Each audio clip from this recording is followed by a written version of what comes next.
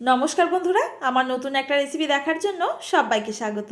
আজকে চায়ের কাপের মধ্যে তৈরি করে দেখাবো ঘরেতে থাকা অল্প কিছু উপকরণ দিয়ে মিষ্টি রুটি। এটা বাচ্চাদের টিফিনে কিংবা সকালবেলা চায়ের সঙ্গে খেতে কিন্তু দুর্দান্ত লাগবে। আর কোনো রকম ইস্ট ছাড়াই তৈরি হবে একেবারে স্পঞ্জি আর নরম তুলতুলে। তো চলুন বন্ধুরা, শুরু করি আজকে রেসিপি। প্রথমে এই রেসিপি তৈরির জন্য আমি নিয়ে নিচ্ছি এখানে ঈষদুষ্ণ গরম দুধ। এখানে আমি দুধটাকে আগের থেকে জাল করে একটু ঠান্ডা করে নিয়েছি। এবার দিয়ে দিচ্ছি এখানে পরিমাণ মতো চিনি। মিষ্টিটা আপনারা কতটুকু পছন্দ করেন সেই বুঝে দিয়ে দেবেন। আমি এখানে 4টে মিডিয়াম সাইজের রুটি তৈরি করার জন্য 4 টেবিল চামচ দিয়ে দিচ্ছি গোটা চিনি। এবার দিয়ে দেবো স্বাদ মতো লবণ, আর দিয়ে দেবো এর মধ্যে 1 চামচ মতো বাটার। এখানে যদি বাটার হাতের কাছে না থাকে আপনারা সাদা তেল দিয়েও করতে পারবেন। তো দেখুন, এই সমস্ত উপকরণগুলোকে একটু ভালো করে এই দুধের মধ্যে মিশিয়ে নিতে হবে। তো এখানে ব্রেড যেহেতু বানাচ্ছি বা মিষ্টি রুটি বানাচ্ছি, তাই আমি বাটারটা দিয়েছি। এবার মেশানোর পর এর মধ্যে দিয়ে দিচ্ছি অল্প অল্প করে ময়দা। একসঙ্গে অনেকটা ময়দা দেব না, আস্তে আস্তে এইভাবে করে ময়দা দেব, আর একটা আমরা ব্যাটার তৈরি করব। তো এই ব্যাটারটা বন্ধুরা কতটা শক্ত হবে আমি পরে আপনাদের দেখিয়ে দিচ্ছি। এটা কিন্তু কেকের মতো একদমই নরম হবে না, তার তুলনায় একটু শক্ত করতে হবে। তো এখানে কোনো রকম ইস্ট ছাড়াই আপনারা কিন্তু তৈরি করে নিতে পারেন অনায়াসে ঘরেতে থাকা মাত্র কয়েকটা উপকরণ দিয়ে এই স্পঞ্জি আর জালিদার এই মিষ্টি রুটিগুলো। আর বাচ্চাদের টিফিনে দিলে কিন্তু মন্দ হয় না বন্ধুরা। তো দেখুন এই ব্যাটারটা কতটা ঘনত্বের হয়েছে দেখেই কিন্তু আপনারা বুঝতে পাচ্ছেন। তো কেকের তুলনায় কিন্তু অনেকটা শক্ত হয় এই ব্যাটারটা। তো এখন আমার ব্যাটারটা তৈরি হয়ে গেছে। এর মধ্যে আমরা অ্যাড করে দেব 1 টিস্পুন মতো বেকিং পাউডার, আমরা যেটা কেকের জন্য ব্যবহার করি। আর বেকিং সোডা দিয়ে দিচ্ছি তার থেকে ঠিক অর্ধেক পরিমাণে, মানে হাফ টিস্পুন। তো দেখুন এইবার এই উপকরণগুলোকে এই ব্যাটারের মধ্যে হালকা হাতে আমরা একটু মিশিয়ে নেব। মিশিয়ে নেওয়ার পর এই ব্যাটারটাকে আমরা তৈরি করে 5 মিনিটের জন্য সাইডে রেখে দিচ্ছি রেস্টে। এটাকে সাইডে রেখে দিয়ে বন্ধুরা আমরা এই সময় বেক করার জন্য একটা পাত্রকে হিট করতে বসিয়ে দেব। তো দেখুন একটা ওভেনের মধ্যে আমি এই রকম কড়াইয়ের মধ্যে স্ট্যান্ড দিয়ে এটাকে ঢাকা বন্ধ করে রেখে দিলাম 5 মিনিটের জন্য হাই ফ্লেমে।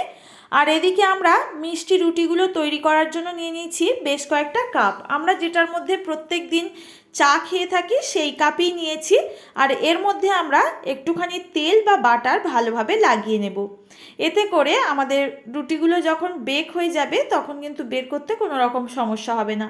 তো দেখুন লাগিয়ে নেওয়ার পর এর মধ্যে ব্যাটার মধ্যিখানে আমরা এইভাবে করে আস্তে আস্তে দিয়ে দিচ্ছি।